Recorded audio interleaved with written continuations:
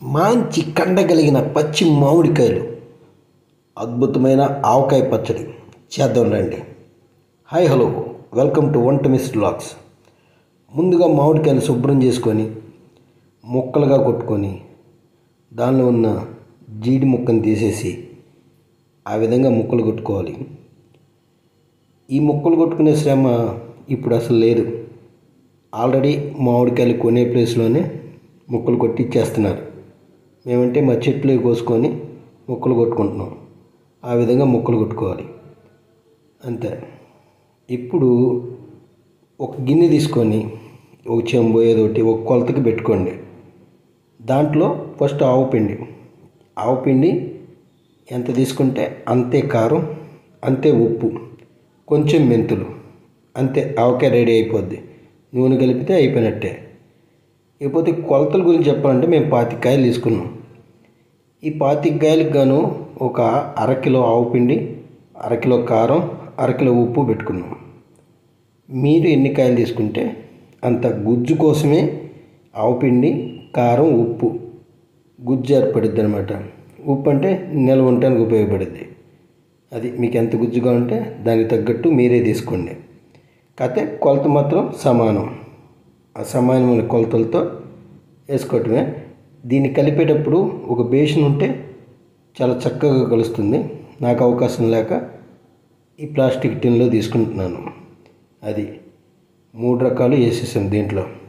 ఇప్పుడు ఆయిల్ పోసుకుంటున్నాం.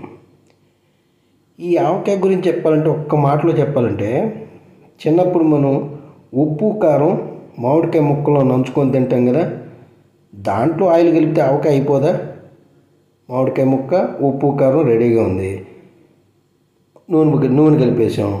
కొంచెం మసాలా కింద ఆవపిండి కలిపేసాం అనుకో, అరచేతిలో ఆవకాయ అయిపోదా? దాన్నే ఇప్పుడు బకెట్లో తయారు చేస్తున్నాం అంతే. ఉప్పు కారం కామన్ పాయింట్, ఆవపిండి ఒకటి వేసాం, కొంచెం మెంతులు వేస్తున్నాం దాంట్లో. మెంతులు ఏంటంటే కొంచెం ఫ్లేవర్ బాగుంటుంది కాబట్టి. ఇక్కడే చాలామంది చిన్నుల్లిపాయలు కూడా వేసుకుంటారు. ఇది వాళ్ళ ఇష్టం. ఆవకాయ అంటే ఎవరి ఇష్టమైన పద్ధతిలో వాళ్ళు చేసుకుంటారు. కాబట్టి ప్రాసెస్ అయితే ఇది: ఉప్పు, కారం, ఆవుపిండి, ఆయిల్, ఇవన్నీ ముక్కలకి పట్టేయటం. ఇదే ఆవకాయ. ముక్క మెత్తపడుకుని ఉండటానికి ఇంకో టెక్నిక్ ఏంటంటే, ఉప్పు కారాలు వేయటానికి ముందే ముక్కలకి ఆయిల్ పట్టించుకోండి. అప్పుడు ముక్క ఎప్పటికీ మెత్తపడదు, గట్టిగా ఉంటుంది. ఇప్పుడు ఏంటంటే హడావిడిగా నేను చూపించేస్తున్నాను.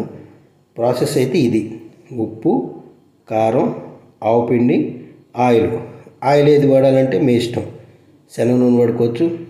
నువ్వుల నూనె అయితే పప్పు నూనె అని అడిగితే కొట్లో ఇస్తారు, అది బ్రహ్మాండంగా ఉంటుంది. లేకపోతే కారం విషయానికి వస్తే, కారం మనం పట్టించుకుంటే బాగుంటుంది. బయట కొంటే కలర్ ఉంటుంది, ఘాటు అంత ఉండదు. మనం పట్టించుకొచ్చిన కారాన్నే కలుపుకుంటే ఇంకా అద్భుతంగా ఉంటుంది. అదిగో ఆ విధంగా ఆవకాయ నిల్వ పచ్చడి రెడీ అయిపోయింది. ఇప్పుడు దీన్ని కనుక మంచి వర్షం పడేటప్పుడు 2 ముక్కలు వేసుకొని వేడి వేడి అన్నంలో ఒక చెంచా నూనె వేసుకొని తిన్నాం అనుకోండి.